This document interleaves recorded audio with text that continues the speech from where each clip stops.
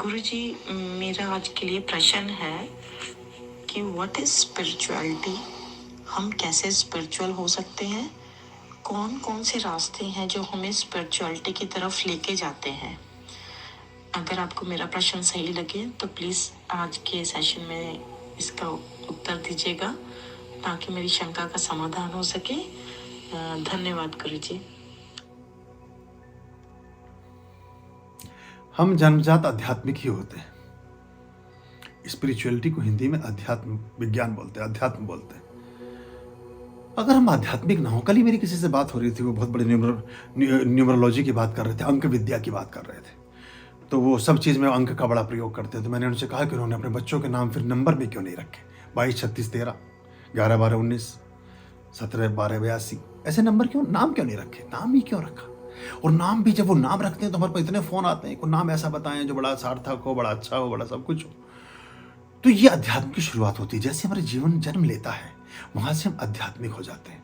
और सिर्फ हिंदुओं में ही नहीं, मुस्लिमों में भी, सिर्फ मुस्लिम ही नहीं, क्रिश्चियंस भी, सिर्फ क्रिश्चियंस ही नहीं, बुद्धिस्ट भी, बुद्धिस्ट ही नहीं, जैनी भी, जैनियों तक ही ना सीमित हों, जरथुस्त्री भी, और भी जितनी परंपराएं दुनिया में रही हैं। अवेस्ता में पूरा का पूरा अध्याय है अच्छे नामों को लेकर के। जिन सूत्र में पूरा का पूरा विधान है जैन धर्म में कि कैसे नाम हमारे होने चाहिए। वर्धमान महावीर ने पूरी व्याख्या की है, उसके नामों के प्रभावों के बारे में बताया। तो यानी कि जैसे जीवन का जन्म होता है, हम वहीं से आध्यात्मिक हो जाते हैं। वहीं से हमारा जीवन, हम अध्यात्म की नींव पर ही, अध्यात्म की जड़ों को ही संभाल कर बच्चे को जीवन को आगे बढ़ाते हैं। लेकिन जीवन की बाकी जो कर्तव्य हैं, जीवन के बाकी जो कार्यकलाप हैं, जीवन की जो बाकी कुटिलताएं हैं, जो बाकी संकीर्णताएं हैं, जो समस्याएं हैं, उससे बच्चा खंडित और विकृत होता चला जाता है। जो हमारी शिक्षा पद्धतियाँ, चालाकियाँ सिखाना, वो निदा फाज़ली ने लिखा है ना कि बच्चों के नन्हे हाथों को चांद सितारे छूने दो। बच्चों के नन्हे हाथों को चांद सितारे छूने दो, 4 किताबें पढ़कर ये भी हम जैसे हो जाएंगे। तो जैसे जैसे व्यक्ति बड़ा होता जाता है, फिर उसमें घृणा के बीज जन्मते हैं, उसमें वैमनस्य पैदा होता है, उसमें हम ईर्ष्या को रोपते हैं, उसमें प्रतिस्पर्धा को जन्माते हैं, उसमें सबके सिरों पर पैर रखकर कैसे आगे बढ़ जाएं, इस सब में हम लग जाते हैं। और पूरी शिक्षा व्यवस्था कहीं ना कहीं उसका एक संबल बनती है, उसका हेतु बनती है। तुम्हारे कितने नंबर, जैसे नंबर ही व्यक्ति की योग्यता का परिचायक है। तो फिर तो हमारे रामकृष्ण, बुद्ध, महावीर तो कहीं ना टिक सकेंगे, इनके तो कुछ नंबर ही नहीं थे। ये तो 5-5, 4-4 दर्जे, मतलब मैं बड़ी क्षमापूर्वक मैं कहूँगा कि गुरुओं की उसमें ही रहे, ऐसी डिग्रियाँ ना थी। लेकिन जो उन्होंने किया उस पर अनुसंधान चल रहे, पूरे विश्व में चलते रहेंगे हजारों वर्ष, और तब भी नाम पकड़ पाएंगे उनके एक सूत्र को भी। भगवान महावीर का एक सूत्र भी दुनिया सुलझा नहीं पाई है आज तक। जो आज हम पानी से जितना रेवेन्यू आता है, इतना शराब से भी नहीं आता दुनिया में। भारत में भी महावीर स्वामी 2500 साल पहले कह रहे थे कि पानी छान कर पियो, यानी कि पानी, दूषित पानी पियोगे तो बीमार पड़ जाओगे। आज आप सारा पानी जो है वो एक्वा गार्ड और फिल्टर गार्ड और ये सब करके और इस तरह से करके उसका इस्तेमाल करते हैं, या बिस्लरी है उसका पानी आप पीते हैं। तो उन्होंने कहा कि सूर्यास्त से पहले भोजन कर लो, बाद में विषाक्त हो सकता है। अभी डॉक्टर कह रहे हैं कि सोने से 3 घंटा पहले खाना खा लो, और सोने का टाइम बताते हैं वो 9-10 बजे, यानी कि 5-6 बजे खाना खा लीजिए। 2500 साल पहले महावीर स्वामी ने ये बात कह दी, तो हम समझ नहीं पाते इन बातों को।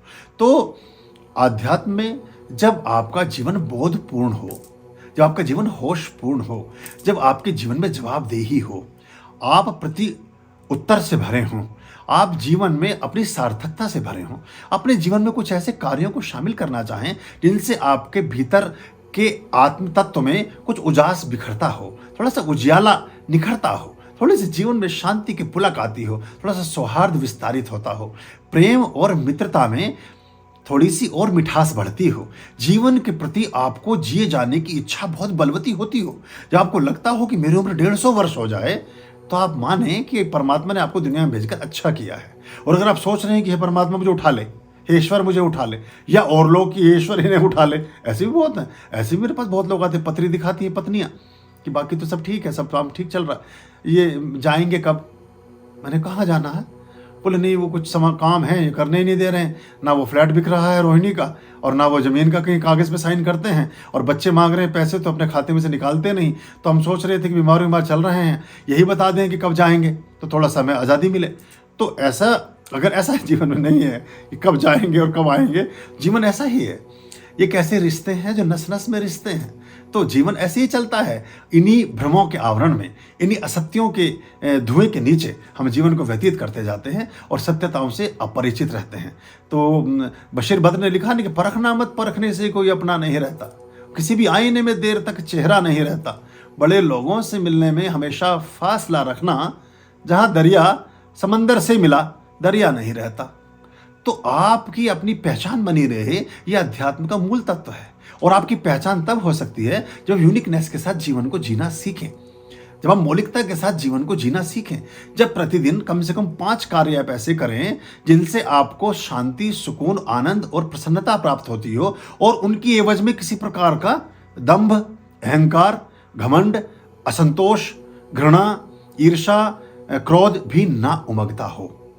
किसी पक्षी को दाना डाल दिया, किसी चिड़िया को पानी पिला दिया, किसी चलती गाय को खाना खिला दिया, किसी पौधे में एक लोटा जल डाल दिया, किसी जरूरतमंद आदमी की मदद कर दी, और किसी को ऐसा मशवरा दिया, किसी जरूरतमंद आदमी को ऐसा परामर्श दिया जिस परामर्श से उसका जीवन सुधरता, संवरता और अच्छा होता हो।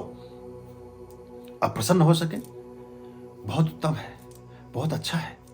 अगर आप खुश रह सकें, इससे बड़ी कोई बात नहीं। लेकिन इससे बड़ी एक और बात है, आप प्रसन्न रह सकें, आप खुश रह सकें, फिर से रिपीट कर रहा हूं, आप प्रसन्न रह सकें, खुश रह सकें, या तो दीवाना हंसे, तो थोड़ा दिमाग खराब है जिसका, या तो दीवाना हंसे, या तू जिसे तौफीक दे, जिस पर परमात्मा की कृपाएं हों, या तो दीवाना हंसे या तू जिसे तौफीक दे, वरना इस दुनिया में आके मुस्कुरा सकता है कौन। तो अगर आप मुस्कुरा सकें, प्रसन्न रह सकें, खुश रह सकें, आह्लादित हो सकें, आपके हृदय में कुछ प्रसन्नता के बीज उमगें, तो आप बहुत अच्छे व्यक्ति हैं। लेकिन इससे भी अच्छी एक और अवस्था है कि आपकी वजह से किसी के जीवन में प्रसन्नता उमगती, आपके कारण किसी के जीवन में हर्ष का, खुशी का विस्तार होता हो। आप एक वजह बने इस बात की कि कोई आपको देखकर कोई व्यक्ति भाग्यशाली कैसे बनता है। चर्चा चल पड़ी है, चलो मैं छेड़ देता हूं कुंजी। भाग्यशाली होने की कुंजी क्या है, चाबी क्या है, भाग्यवान बनने का मास्टर की क्या है, कोई आदमी बहुत बड़ी किस्मत वाला कैसे बन सकता है।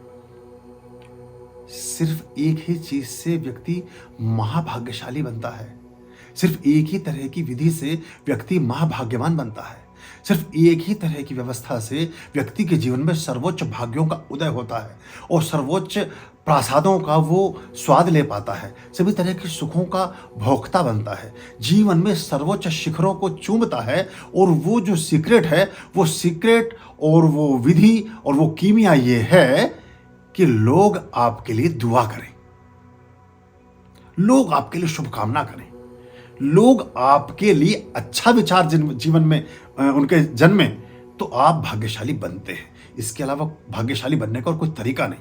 इस्लाम ने इसको बड़ी गहराई से पकड़ा, उन्होंने इस चीज को थोड़ा सा अपने अंदर अडॉप्ट किया। हमारे यहाँ थोड़ा सा कम है।